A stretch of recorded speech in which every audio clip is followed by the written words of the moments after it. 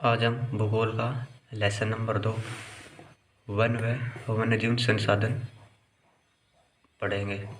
आइए देखते हैं। हम जानते हैं कि भारत एक जैव विविधता वाला देश है जिसमें विश्व की लगभग 8% उपजातियाँ पाई जाती हैं। आपको पता ही होगा कि भारत का क्षेत्रफल काफ़ी बड़ा है, 32,87,263 वर्ग किलोमीटर है।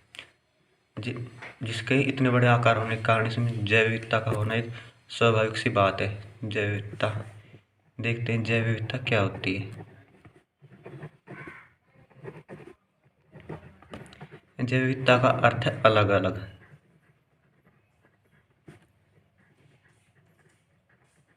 अलग अलग अलग अलग की प्रजाति पाई जाना ही जैव विविधता कहलाता है। देखा होगा आपने कि पेड़ों की लाखों हजारों प्रजातियां पाई जाती है। इसी प्रकार पशु पक्षी की प्रजातियां भी सैकड़ों में पाई जाती है। इसी को हम जैव विविधता कहते हैं। जैव विविधता का अर्थ है अलग अलग होना। अलग अलग प्रकार की प्रजातियां, पेड़ पौधे, जीव जंतु पाए जाना ही जैव विविधता कहलाता है। उपजातियां उपजातियां किसी एक जाति की अन्य जाति, जैसे भैंस भैंस भैंस की अन्य जातियां पाई जाती है। इसी प्रकार फलों में देखा होगा आपने, आम की भी कई प्रजातियां पाई जाती है। ठीक इसी प्रकार ही इसे हम उपजातियां कहते हैं। अब देखते हैं जातियां कितने प्रकार की होती हैं। सामान्य जातियां वे जातियां होती जो सामान्य रूप से पाई जाती है, जैसे पशु, चीड़ का पेड़, साल का पेड़।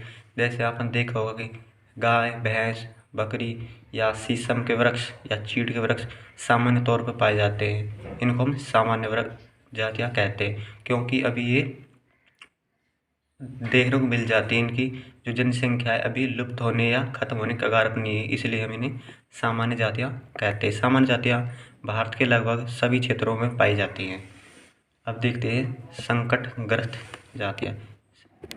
ये वे जातियां हैं जिनके लुप्त होने का खतरा है। अगर इनको बचाया नहीं गया तो ये लुप्त हो जाएंगी। इसमें देखते हैं कौन कौन से संकटग्रस्त जातियां आती है, जैसे कि काला हिरण, मगरमच्छ, गैंडा, शेर पूंछ वाला बंदर।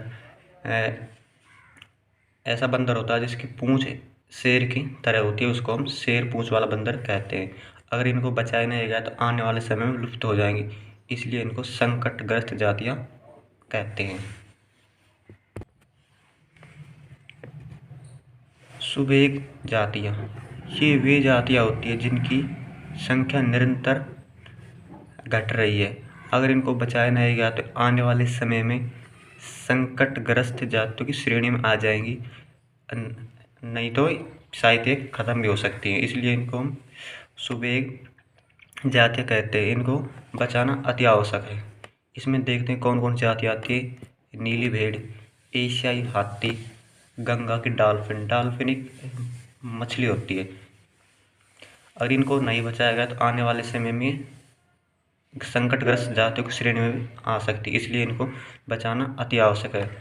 हम देखते हैं कि किसी भी एक छोटे छोटे जीव या बड़े से बड़े जीव का पृथ्वी पर होना अति आवश्यक है, जिसके कारण पारिस्थितिक तंत्र बना रहता है। अगर एक भी जीव या प्राणी खत्म होता है तो पृथ्वी का संतुलन बिगड़ जाता है। इसलिए प्रत्येक जीव जंतु पेड़ पौधे को बचाना अति आवश्यक है, जिससे कि पृथ्वी का पारिस्थितिक तंत्र बना रहे। जैसे कि बकरी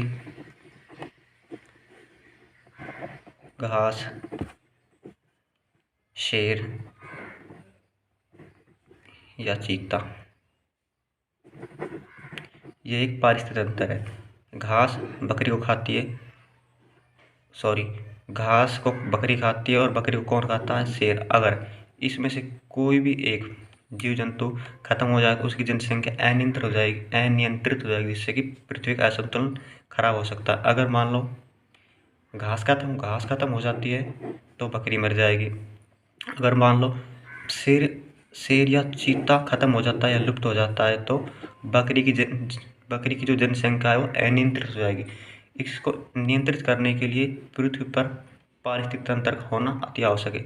इसलिए प्रत्येक जाति, प्रत्येक प्राणी, पेड़ पौधे, जीव जंतु को बचाना अति आवश्यक है, जिससे कि पृथ्वी का संतुलन एक सही ढंग में बना रहे।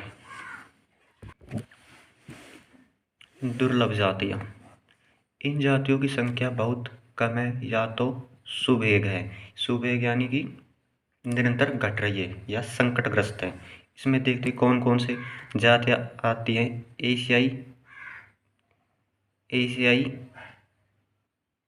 एशियाई हाथी व नीली भेड़ हाथी, इनकी संख्या निरंतर घट रही है। अगर इनको नहीं बचाया गया तो आने वाले समय में ये संकटग्रस्त जातियां या सुवेग, जिसको हम सुवेग कहते हैं, सुवेग मतलब जो धीरे धीरे घट रही हैं, इसलिए इनको बचाना अति आवश्यक है। आगे देखते हैं हम स्थानिक जनजातियाँ, किसी विशेष क्षेत्र में पाए जाने वाली जातियों को स्थानिक जनजातियाँ कहते हैं। इसमें देखते हैं कौन कौन सी जनजातियाँ आती हैं। अंडमानी टील व जंगली सूअर, निकोबारी कबूतर व अरुणाचल प्रदेश में पाई जाने वाली मिथुन जनजाति। स्थानिक जनजाति का अर्थ है कि किसी विशेष क्षेत्र में पाई जाने वाली जाति को ही हम स्थानीय जनजाति कहते हैं। ये किसी विशेष क्षेत्र से, मान लो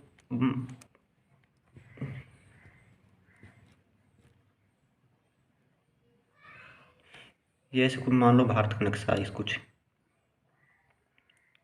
मान लो कोई एक जनजाति है जो मान लो वो इधर अरुणाचल प्रदेश में पाई जाती है। अरुणाचल प्रदेश के किसी एक जिले में, वो अन्य भारत के किसी क्षेत्र में नहीं पाई जाती, इसलिए हम उनको स्थानिक जनजातियाँ कहते हैं। ठीक इसी प्रकार अंडमान भारत के क्षेत्र में, इधर जहाँ आप देखा होगा कि छोटे छोटे बिंदी सी हैं, इधर भी अंडमान निकोबार द्वीप समूह। तो अंडमान में जंगली सूअर व टील पाई जाती है, जो संपूर्ण भारत के या संपर्क किसी भी क्षेत्र में नहीं पाई जाती है। किसी विशेष क्षेत्र में ही पाई जाने वाली जनजातियों को स्थानिक जनजातियाँ कहते हैं।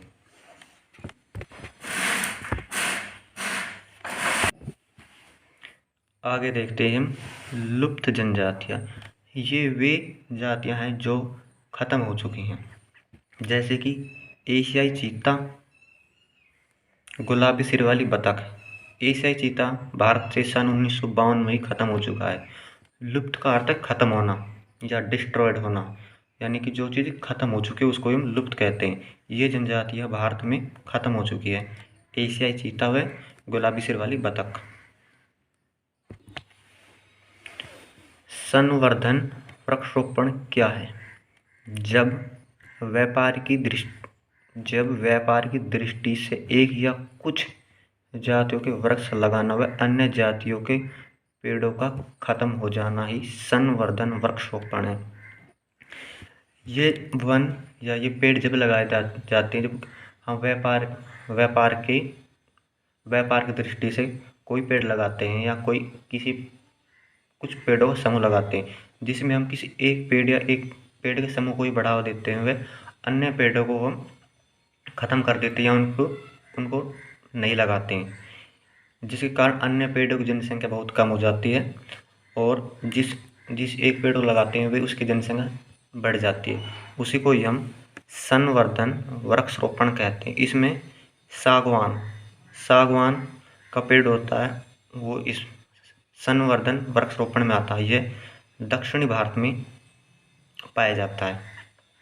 दक्षिणी भारत में इसको ज़्यादा लगाया जाता है। अन्य वृक्ष जैसे चीड़ हो गया, साल, शीशम, अन्य को नहीं लगाया जाता है। इन वनों का लगाने का उद्देश्य होता है अधिक से अधिक लाभ कमाना व्यापार दृष्टि से। आपने देखा होगा कि एक पेड़ पाया जाता है हिमालय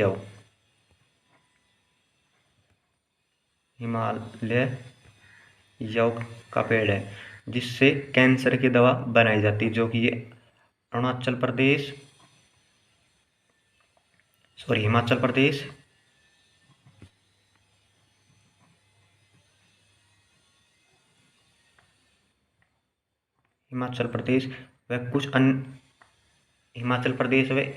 अरुणाचल प्रदेश में पाया जाता है। इससे कैंसर की दवा बनाई जाती है। यह हिमालयों का वृक्ष उस क्षेत्र में ही पाया जाता है और इसको अधिक से अधिक लगाया जा रहा है, जिसके कारण हिमालय क्षेत्र में अन्य पेड़ों की संख्या कम हो गई है। किसी एक पेड़ को ही लगाना या उसको बढ़ावा देना या एक पेड़ के समूह को या लगाना या बढ़ावा देना ही संवर्धन वृक्षारोपण कहलाता है। आगे देखते हैं, भारत में वन व वन्य जीव का खत्म होने का क्या कारण है। भारत में वन व वन्य जीवन खत्म होने के विभिन्न प्रकार है या विभिन्न कारण है, जिसको हम एक एक करके देखते हैं। नंबर 1, बांध बनाना।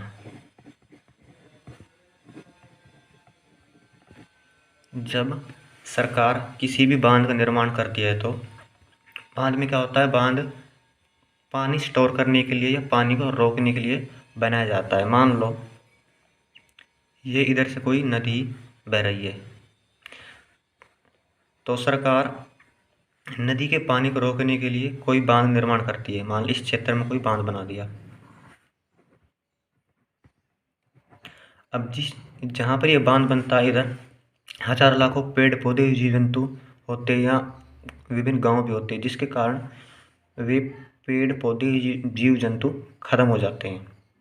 खत्म होने के कारण वन व वन्य जीवन भी खत्म होता है। नंबर 1। नंबर 2 कारण, सड़क निर्माण।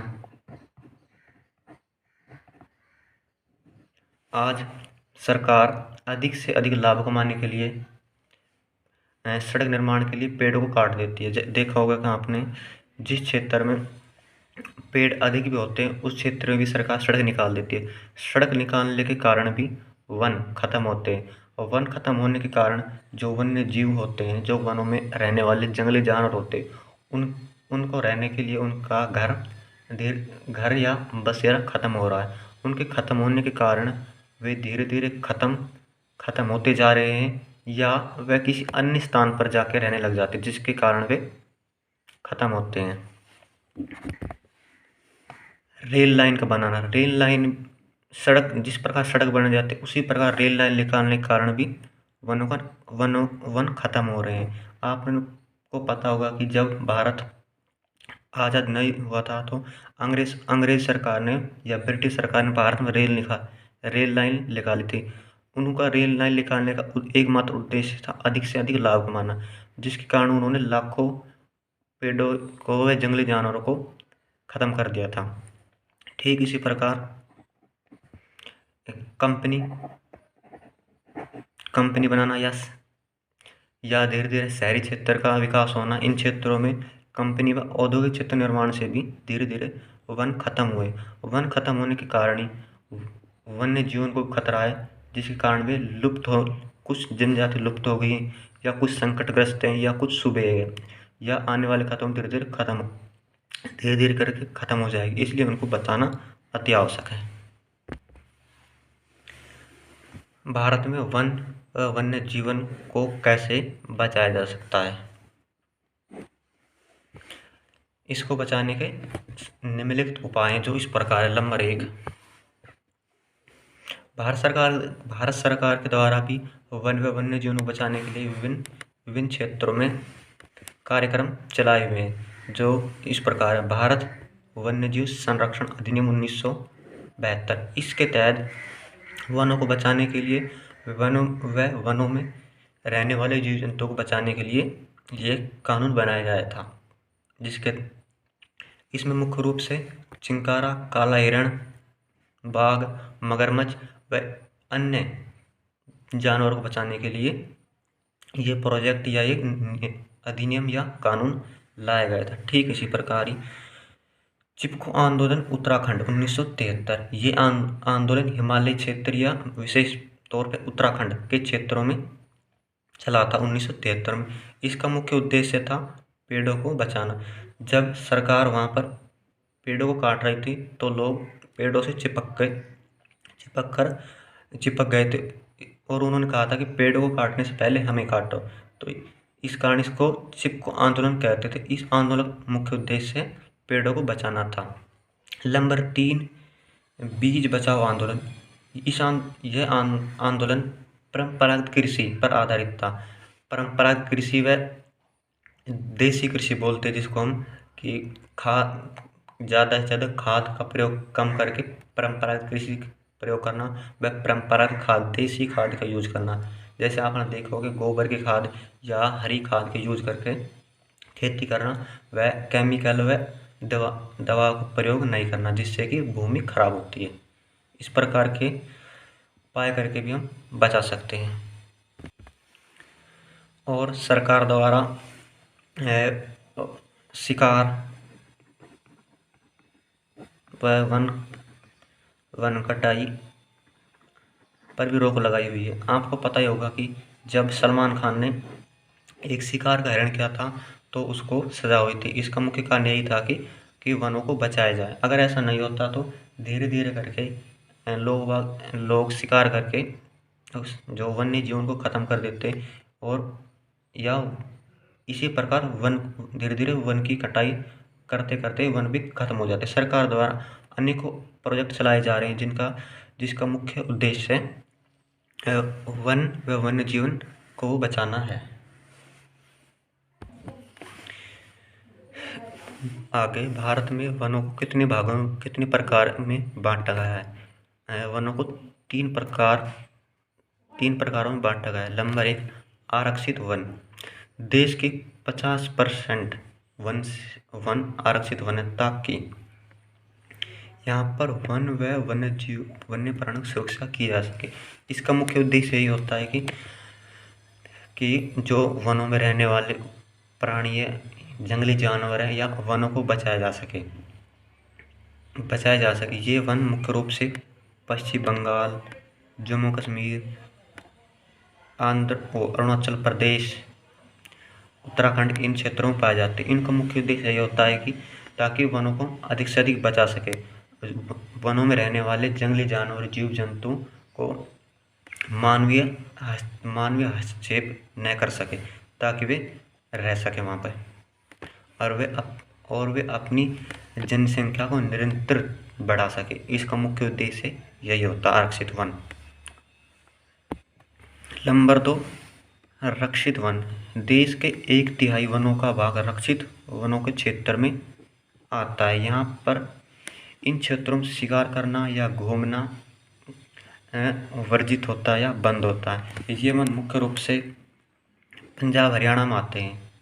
इन क्षेत्रों में किसी को भी इजाज़त के बगैर घूमना या शिकार करना तो संपूर्ण क्षेत्र भारत में बंद ही है। अगर हम ऐसा करते हैं तो उससे सजा भी हो सकती है। आपको पता ही होगा कि सलमान खान ने जब एक राजस्थान में एक फिल्म की शूटिंग के दौरान शायद अजमेर के अंदर एक हिरण को मार दिया था, तो सलमान खान को लगभग 5 साल की सज़ा हुई थी, जो कि शायद अब तक भी चली रहा है। इससे पता चलता है कि चाहे कोई भी हो, वह छोटा आदमी हो चाहे बड़ा आदमी, अगर शिकार करता है तो उसको सज़ा होगी। इसका मुख्य उद्देश्य यही है कि वनों को व वन्य जीव को रोका जाए, लोग उनका शिकार नहीं करें, ताकि वे अपना वहाँ पर बसेरा कर सकें। अवर्गीकृत वन, जो बाकी बचे वने वे अवर्गीकृत क्षेत्र में आते हैं। बाकी बचे वनों को अवर्गीकृत वन कहते हैं।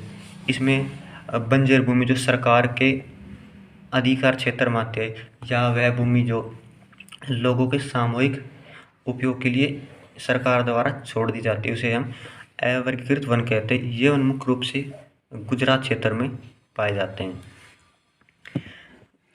यह लेसन यहाँ पर ख़त्म होता है। आप कमेंट करके बताना आपको ये लेसन कैसा लगा, और अपने दोस्तों को शेयर करना।